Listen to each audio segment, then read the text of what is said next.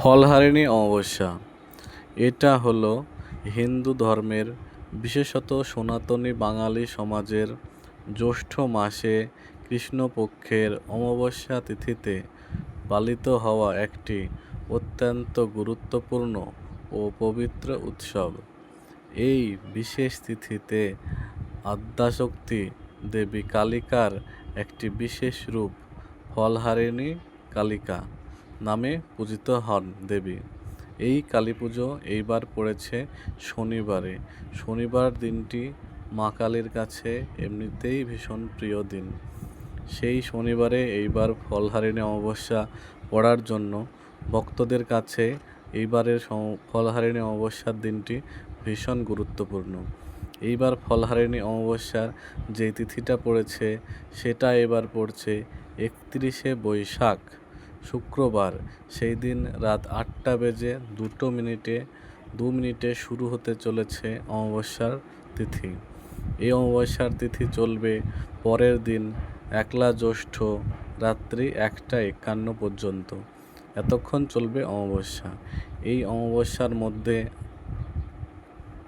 আমাদের কি করতে হবে, কি করতে হবে না, কিভাবে চলাফেরা করতে হবে, কিভাবে পুজো করতে হবে, কি খাওয়া দাওয়া করতে হবে, কিভাবে মায়ের আরাধনা করতে হবে, কি ফল দিয়ে মাকে আরাধনা করতে হবে, সেইগুলো পরপর জেনে নেব আমরা। প্রথমেই জেনে নিই ফলহারিণী মানে কি। ফলহারিণী মানে এখানে বোঝানো হচ্ছে আমরা প্রত্যেক মানুষরা যেসব কর্ম করি সেটা ভালো কর্ম হয়, খারাপ কর্ম হয়। আমাদের যে কর্মফলগুলো হয়, বিশেষ করে যেগুলো খারাপ কর্মফল, সেইগুলো মা হরণ করে নেন এবং আমাদের মুক্তি দান করেন সেই খারাপ কর্মফল থেকে। ও আমাদের যে ভালো কর্মফল সেইগুলোই শুধু যুক্ত থাকে। সেই জন্য প্রধানত এই অমাবস্যার কালী পুজোটাকে ফলহারিণী অমাবস্যার কালী পুজো বলা হয়। এই তিথিতে মায়ের পুজো করলে সমস্ত ভক্তদের মনের ইচ্ছা পূর্ণ হয়। ভক্তদের দুঃখ দুর্দশা সব রকম পরিস্থিতি থেকে মা তাদের মুক্তি দেন এবং তাদের জীবনকে আরও উন্নত করেন। তাদের মনের মধ্যে সমস্ত খারাপ মনোভাব, সমস্ত খারাপ দিকটা মা হরণ করে নেন। এই পূজা প্রথম করেছিলেন শ্রীরামকৃষ্ণদেব। তিনি 1280 বঙ্গাব্দে তখন একদিন অমাবস্যা তিথিতে সারদা দেবীকে তিনি জগদম্বার আসনে বসিয়ে তিনি তার পুজো করেন এবং সেটার নাম হয় ষোড়শী পুজো। সেই পুজো করার পর তিনি তার পায়ে নিজের জপমালা সব কিছু দান করেন। তখন থেকেই শুরু হয় এই ফলহারিণী অমাবস্যার কালী পুজো।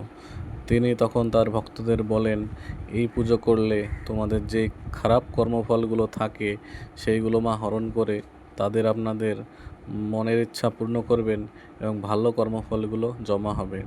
তাছাড়াও অনেক মানুষের অনেক মনের আশা থাকে, সেটা নিজের ফলের মাধ্যম দিয়ে পূর্ণ করার চেষ্টা করেন। এই ফলহারিণী অমাবস্যায় অত্যন্ত গুরুত্বপূর্ণ হলো ফল দেওয়ার যে বিধিটা আছে সেটা এই পুজোটায় অনেকটাই আলাদা।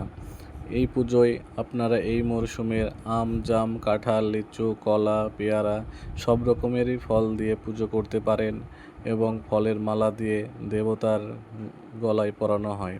কিন্তু এই পুজোর বিশেষত্ব হচ্ছে যে আপনার প্রিয় পছন্দের ফল সেটা মাকে অর্পণ করা ও সেই আপনার যে মনের ইচ্ছাটা থাকবে সেটা জানিয়ে সেই ফলটা দেওয়ার পরে 1 বছর সেই ফলটা খেতে পাওয়া যায় না, সেই ফলটা নিজে খেতে পারবে না।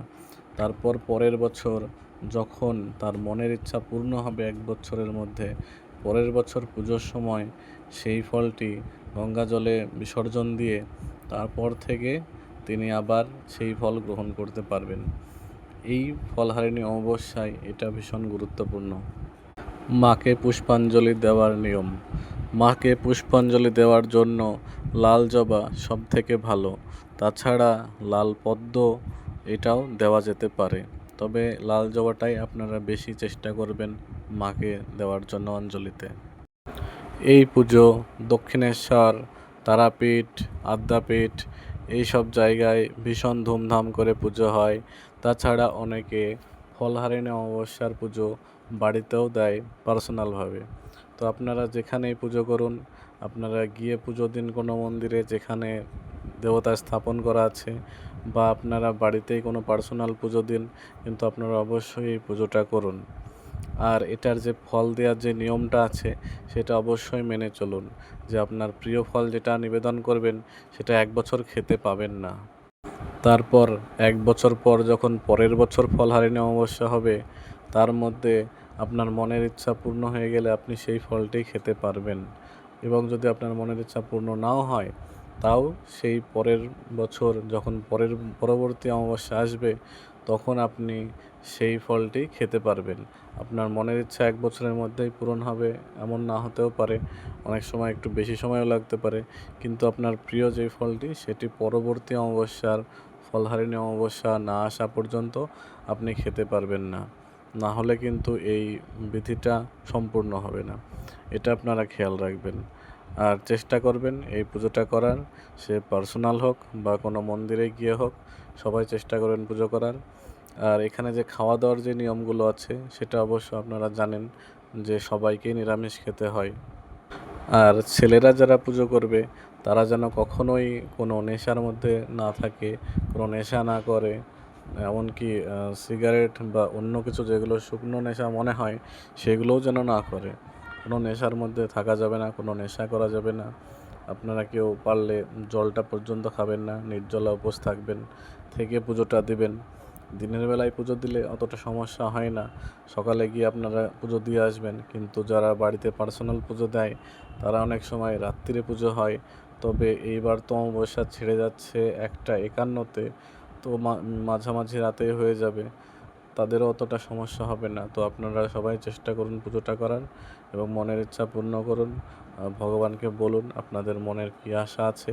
খুবই জাগ্রত মা, সবার মনের ইচ্ছা পূর্ণ করেন। আর এই অমাবস্যাটা এবার শনিবারে পড়েছে, তাই ভীষণ গুরুত্বপূর্ণ, এই সুযোগ ছাড়বেন না।